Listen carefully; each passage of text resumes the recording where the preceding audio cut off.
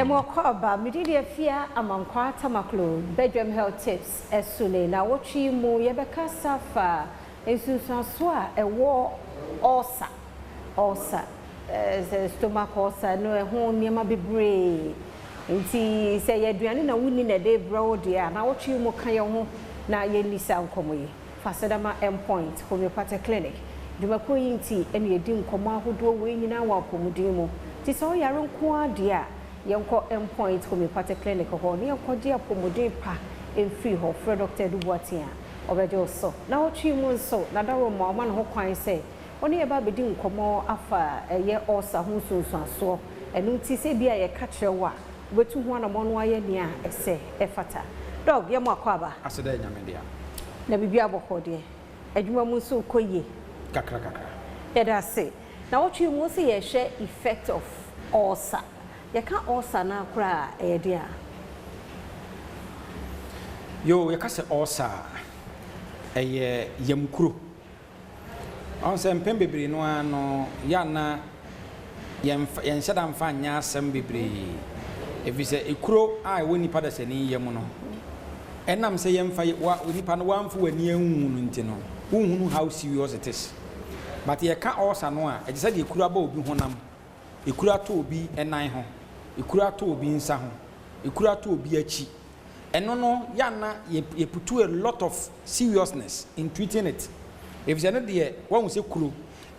ena da ho nti ekuro no tu a uhunu ekuro no e pram moja uhunu ekuro no chese de ekuro no ye bia no uhu na ye ka say stomach ulcer no a empem bebre no ano ya na emfia ni hunu no ya na efi se eyekuro foforo bi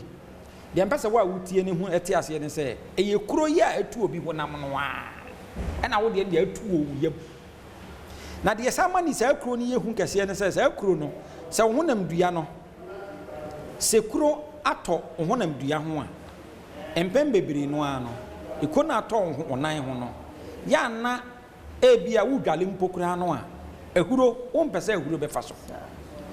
ebia sebi ensuo kura no di ensuo kura busu a ope chaza wo pekwan bi foforo bi so a ensuo kura nya dai entimi nka ekuro nani na momenam se kuro na tu owu yam ni nti no ya na mpem bebere no ano wo nsa da mfa ho aduane wo didi gum eti imagine se kuro tu ho na mani ena nka wo de pepe wo de mako afa kuro no so na bia ben kwan kakra na de aguso enka wa ba hunu se eya dia kamako enka kuro ya esasese mako bo se ya passage edi ya kase ulcer no na se kire pa ne se open sore bani pada se ni yem na wo two types of ulcer ye will be can say gastric ulcer and your peptic ulcer ye kase gastric ulcer e kura etu ni pada se ni for minimum eba wo yem ye de stomach no se kuro no ene ye be kan se wanya bibia ye be kan se gastric ulcer ene obi e be kan say peptic ulcer ene de ekura aba wo yem aba wo nsunu mu